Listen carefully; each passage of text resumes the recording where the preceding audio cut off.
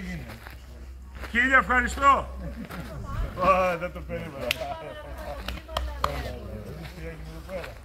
Θέλω να ευχαριστήσω τον Δήμαρχο του Δήμαρχο Βοήου, Χρήστο Ζευκλή, ο οποίος πρώτος από όλους μου τηλεφώνησε και ήρθε ο ίδιος και έφερε ένα γκρέιντερ ολοκαίνουργο και δυνατό γκρέιντερ με χειριστή για να συνδράμει στην προσπάθεια αυτή που βλέπετε.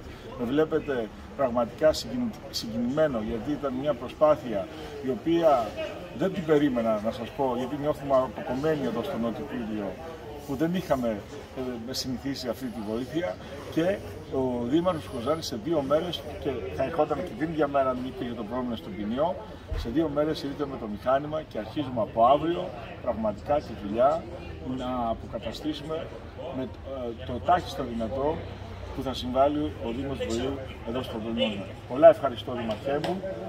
Η υποχρέωσή μας, νομίζω, πραγματικά η εικόνα είναι, και εγώ είμαι συγκινημένος με αυτό που έχω δει. Δεν υπολόγιζα να δω μια τόσο μεγάλη καταστροφή. Οι ανάγκες εδώ πέρα δεν θα πάψουν σε μια εβδομάδα ή σε ένα μήνα, θα είναι συνεχείς. Εύχομαι κουράγιο εδώ στον συνάδελφο, γιατί έχει να αντιμετωπίσει μια καταστροφή, έναν κόσμο πραγματικά ανήσυχο, σε ένα στολίδι μέχρι σήμερα. Ήταν εδώ οι οικισμοί, έχουν μετατραπεί σήμερα σε ένα βούρκο.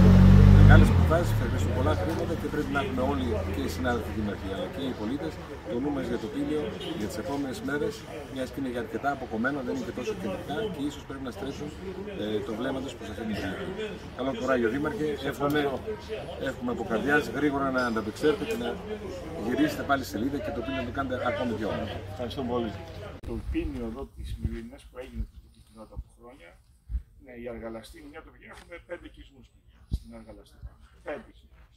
Εδώ πέρα όλα τα παράλια και η μαχάλη πάω, το χόρτα εκεί πέρα, στο σπίτι, είσαι όλα τα 3 μέτρα.